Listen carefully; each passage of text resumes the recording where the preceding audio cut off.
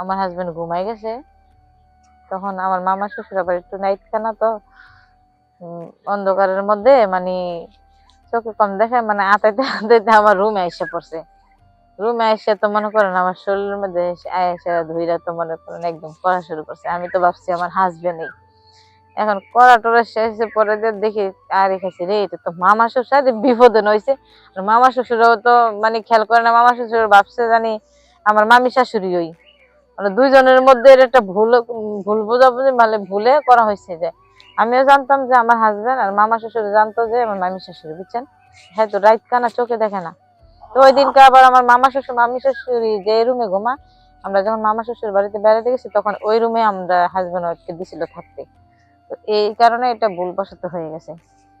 তো আমার হাজবেন্ড তো ঘুমাইয়ে রয়েছে, হ্যাঁ তো কোনো খবর নাই। তো হ্যাঁ, ওঠার পরে আমি বলতেছি আসলে দেখো তুমি, তোমার কি ঘুম ভাঙে নাই? বলতেছি কি হয়েছে কি হয়েছে, আমাদের মধ্যে তো একটা ভুল কাজ হয়ে গেছে। কি হয়েছে বলো? যে তুমি তো ঘুমায় আসলে, আমি তো জানি না। আর মামা মামা মামি যে রুমে ঘুমা, আমাদের তো এ রুমে দিছে ঘুমাইতে।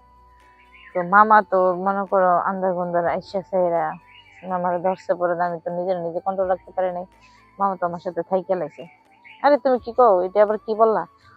কি করবো, আমি তো জানি না, আমি তো ভাবছি তুমি, কিন্তু তুমি তো এভাবে তো মরা মাসের মতো ঘুমাইবে আমি তো ভাবতে পারি নাই।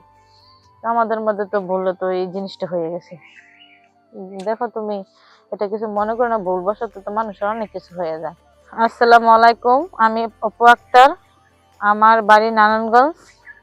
আপনাদের সামনে উপস্থিত হলাম কিছু গল্প নিয়ে। আমার গল্পগুলো অনুরোধ আপনাদের কাছে একটু মনোযোগ সহকারে শুনবেন। আসলে বলতে কি জানেন, আমি আমার বিয়ে হয়েছে, তো বিয়ে হওয়ার পর আমি যখন মামা শ্বশুর বাড়িতে গেলাম বেড়াইতে, মামা শ্বশুর বাড়িতে বেড়াইতে গেছি, ওইখানে কিছুদিন ছিলাম। ওইখানে মামা শ্বশুর ঘরের ননদের বিয়ে, বুঝছেন, ওইখানে গেছিলাম। তো আমার মামা শ্বশুর একটু চোখে কম দেখে কি আমি আমার হাজবেন্ড গেছি। মামা শ্বশুর একটু চোখে কম দেখে মানে রাইত কানা কি। তো ওই হাজবেন্ড আমি যে ঘুমাই, প্রতিদিন ঘুমাই, মনে করেন বিয়ে ওলা বাড়িতে তো অনেক মানুষ থাকে, ওইখানে গেছি বিয়ের অনুষ্ঠানে। তো আমার হাজবেন্ড আর আমি গেছিলাম, যাওয়ার পরে দিয়ে মনে করেন ওইখানে অনেক মজা এসেছে, ননদের বিয়ে তো তাই। তো মনে করেন একদিন যখন আমার হাজবেন্ড ঘুমাই গেছে, তখন আমার মামা শ্বশুর আবার একটু নাইট খানা তো, অন্ধকারের মধ্যে মানে চোখে কম দেখে, মানে আতাইতে আতাইতে আমার রুমে এসে পড়ছে। রুমে এসে তো মনে করেন আমার শরীরের মধ্যে এসে ধুইরা তো মনে করেন একদম করা শুরু করছে। আমি তো ভাবছি আমার হাজবেন্ডই। এখন করা টরা শেষে পরে দিয়ে দেখি আর খাইছি রে, এটা তো মামা শ্বশুর বিপদে নইছে।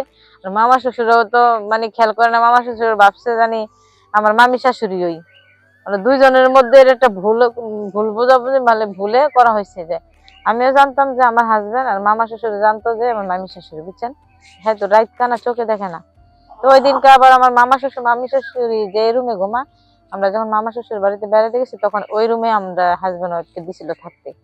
তো এই কারণে এটা ভুলবশত হয়ে গেছে। তো আমার হাজবেন্ড তো ঘুমাইয়ে রয়েছে, হ্যাঁ তো কোনো খবর নাই।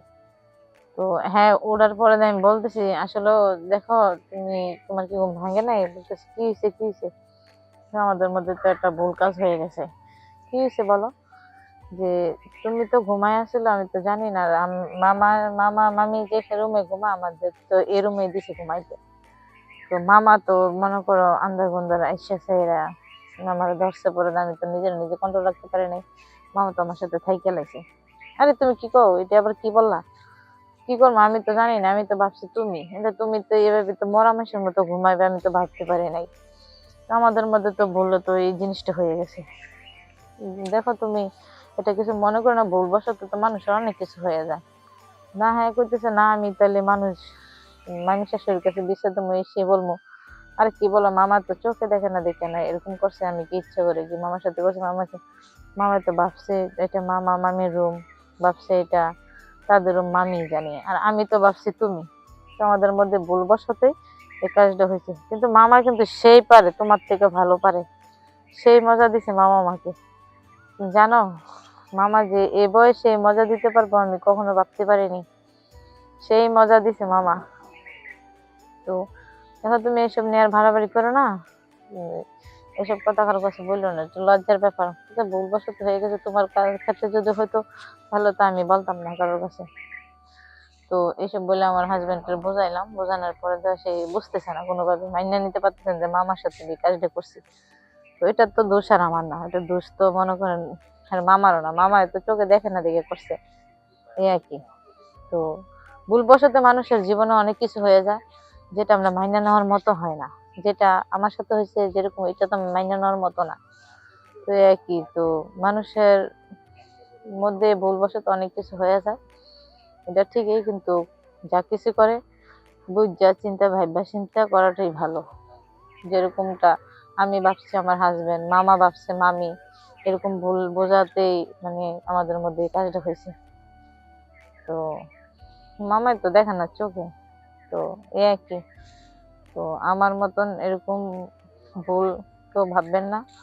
আর মামাকেও বলতেছেন যে মামাও যাতে এরকম কাজ যাতে কোনো মামা হয়ে সেরা ভাগ্নে বউর সাথে যেতে করে না করে, না করে বেটার মনে করি।